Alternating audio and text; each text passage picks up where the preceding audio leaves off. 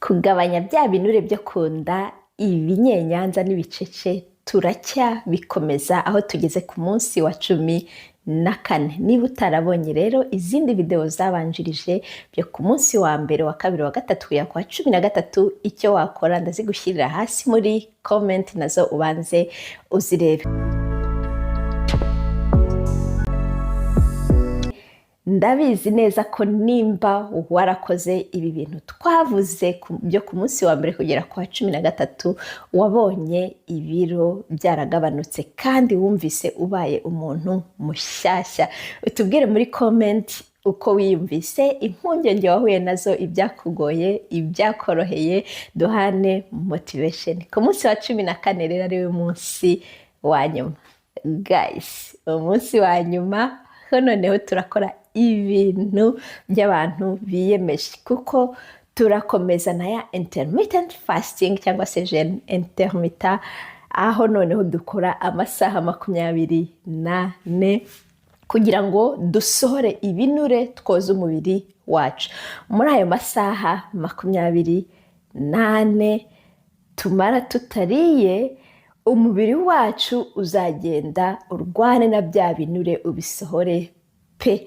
N'urugero ahangaha niba uriye saa moya za mu gitondo, uzongera kurya nanone saa moya za nimugoroba. Urumva ko birasaba kwiyemeza kugira discipline. Inzara nikwica uraza kujya unywa y'amazi. Y'amazi rwose, turanywa amazi, ntabwo dukanda amazi, turanywa amazi. Tunywe cyayi kitarimo isukari, kitarimo amata, ya kofi rwose, ariko amazi araba inshuti yacu. Rero muri ayo masaha 24 tutariye, nubishobora kwiruka, gukora siporo zikomeye byaba bigoye, ariko nubishobora ubashe kugenda, ugende iminota mikeya. Noneho umunsi nurangira umaze amasaha 24 utariye, nuza kurya uze gusoza umunsi wawe wihe inyama rwose ikaranze neza y'umutse n'isahani ya salade gusa, wishimire kuko wakoze igikorwa gikomeye, kumara iminsi 14 wikunda, wita ku mubiri wawe. Rero uzambwira ibiro watakaje, uko wiyumvise, uko umubiri wawe byagenze. Nizeye neza ko niba warabyubahirije ukirinda bya bintu twavuze, harimo isukari, harimo ibintu fast food, amavuta mabi n'ibindi twavuze muri video ya mbere. Nizeye ko rwose wabonye impinduka n'ibiro byatakaye.